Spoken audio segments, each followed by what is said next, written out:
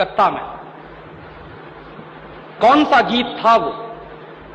हिंदुस्तान में ब्रिटेन के लोगों के समर्थक बहुत बड़ी संख्या में रहे और ना सिर्फ ब्रिटेन के समर्थक रहे बल्कि अंग्रेजों के तलवे चाटने वाले घराने इस देश में रहे। अंग्रेजों की जी हजूरी करने वाले घराने इस देश में रहे और जिन खानदानों ने अंग्रेजों के जितने ज्यादा तलवे चाटे उन्हीं खानदानों का नाम इस देश में गर्व से लेते हैं लोग। जो अंग्रेजों के सबसे ज्यादा पिट्ठू बनकर रहे, जो अंग्रेजों के चरणों में साष्टांग बिछ जाते थे, ऐसे ही लोगों को इस देश के इतिहास में पढ़ाया जाता है। और ऐसा ही एक खानदान था जो अंग्रेजों की गुलामी में आकंठ डूबा हुआ था। उस खानदान का नाम था टैगोर खानदान। और उस टैगोर खानदान का एक व्यक्ति था जिसका नाम था रविंद्रनाथ टैगोर। उस रविंद्रनाथ टैगोर ने जॉर्ज पंचम के स्वागत के लिए एक गीत लिख दिया था। और ना सिर्फ उस आदमी ने वो गीत लिखा बल्कि कलकत्ता में जब जॉर्ज पंचम पहुंचा और उस भरी सभा में जहां लाखों लोग उपस्थित थे, हिंदुस्तान की गुलामी का गीत गाया गया और ब्रिटेन के राजा का सम्मान किया गया। और यह काम रविंद्रनाथ टैगोर ने अपने मुंह से किया। और वो गीत कौन सा था जो रविंद्रनाथ टैगोर ने इंग्लैंड के राजा की स्तुति का गान करते हुए लिखा था? वो गीत वही है जिसको आप कहते हैं जनगण मन अधिनायक जय हे भारत भाग्य विधाता।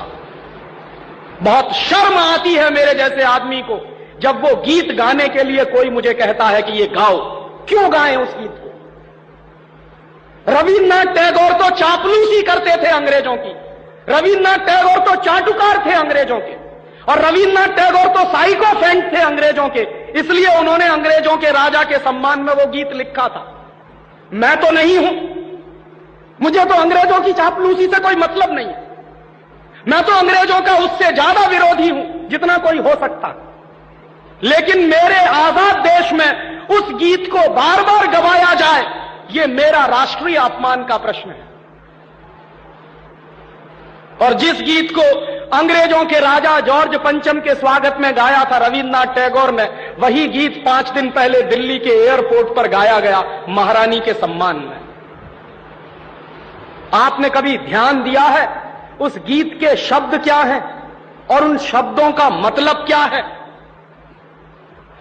जनगण मन अधिनायक जय हे, हिंदुस्तान की जनता के मनों के अधिनायक तुम्हारी जय हो, ये मतलब है। जनगण मन अधिनायक जय है माने जॉर्ज पंचम तुम हिंदुस्तान की जनता के मनों के, जनता के गणों के अधिनायक हो, सुपर बॉस हो, इसलिए तुम्हारी जय हो। ये रविन्द्रनाथ टैगोर गा रहे हैं। भला इससे ज्यादा चाटुकारिता का दूसरा कोई प्रमाण मिल सकता? इससे ज्यादा साइकोफेंसी का दूसरा कोई प्रमाण आपको मिल सकता? और दूसरी लाइन है जनगण मन अधिनायक जय है भारत भाग्य विधाता, माने तुम भारत के भाग्य विधाता हो, माने हमारा भाग्य तुम लिख रहे हो। यह तो कोई भगवान से भी नहीं कहता है। लेकिन रविन्द्रनाथ टैगोर ने तो हिंदुस्तान के साम्राज्यवादी राजा का प्रतीक जो जॉर्ज पंचम था उसको भगवान से भी ऊपर रख दिया था कि तुम तो भारत के भाग्य विधाता हो। पंजाब सिंध गुजरात मराठा द्राविड़ उत्कल बंग विंध्य हिमाचल यमुना गंगा उच्छल जलधि तिरंग, तब शुभ नामे जागे तब शुभ आशीष मांगे। माने पंजाब सिंध गुजरात मराठा द्राविड़ उत्कल बंग ये सारा हिंदुस्तानी इलाका तुम्हारे लिए आशीष मांग रहा है, तब शुभ आशीष मांगे। तुम्हारी भलाई की प्रार्थना कर रहा है। ये पूरा हिंदुस्तान जो अंग्रेजों की गुलामी में सिसक रहा था उसको रविन्द्रनाथ टैगोर लिख रहे हैं कि ये सारा का सारा हिंदुस्तान तुम्हारे लिए आशीष मांग रहा है, तब शुभ आशीष मांगे। और वो सारी की सारी आशीष हम तुमको दे रहे हैं अपनी तरफ से। और अंत में जनगण मंगलदायक जय हे भारत भाग्य विधाता, वही भारत के भाग्य विधाता तुम्हारा मंगल हो, तुम्हारा कल्याण हो। माने जो हमको गुलाम बनाने के लिए आए हैं, उनकी चाटुकारिता में कोई आदमी कितना बिच सकता है, इसका यह निकृष्ट नमूना है। और अंत में वो कह रहे हैं कि जय हे जय हे जय हे, माने तुम्हारी ही जय है, तुम्हारी ही जय है, तुम्हारी ही जय है।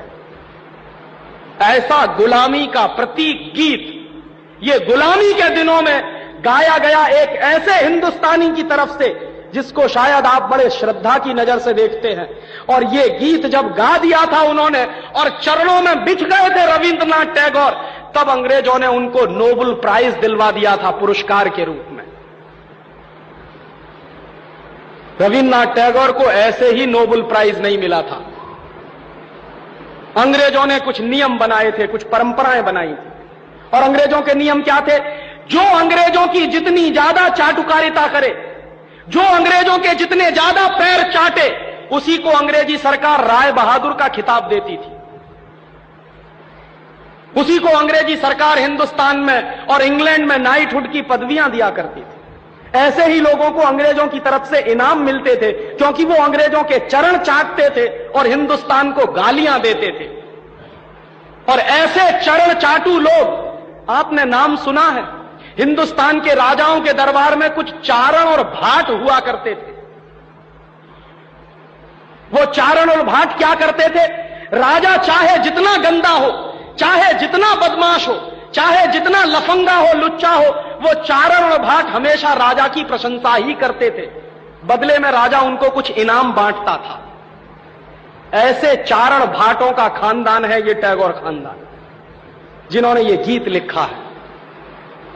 और मेरा अंदर से रोम रोम कांप जाता है जब कोई मुझे कहता है कि राजीव भाई जनगण मन गाइए। क्यों गाएं? हिंदुस्तान का गीत नहीं है जनगण मन अधिनायक जय। हिंदुस्तान का गीत तो वंदे मातरम रहा है।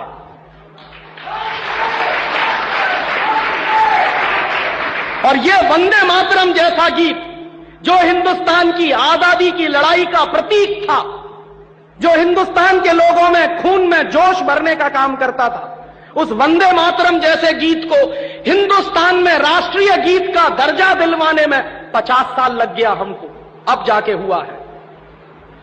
लेकिन जो गुलामी के जमाने का गीत था जनगण मन अधिनायक जय है, वो आजादी के तुरंत बाद हिंदुस्तान के उन गुलाम लोगों ने, जो शरीर से आजाद होंगे लेकिन दिमाग से गुलाम होंगे, हिंदुस्तान का राष्ट्रीय गीत बनाया था उन्होंने। और आप में से बहुत कम लोग जानते होंगे कि कांग्रेस के 2 अधिवेशन हुए थे, जिन दोनों अधिवेशनों में यह फैसला हुआ था सर्वसम्मति से कि हिंदुस्तान की आजादी के बाद जनगण मन हमारा राष्ट्रीय गीत नहीं रहेगा। यह फैसला हुआ था कांग्रेस की समिति में। लेकिन उन्हीं कांग्रेस के लुच्चे नेताओं ने आजादी के बाद उसी को अपने देश का राष्ट्रीय गीत घोषित करवा दिया। इससे ज्यादा शर्म की दूसरी बात कोई हो नहीं सकती।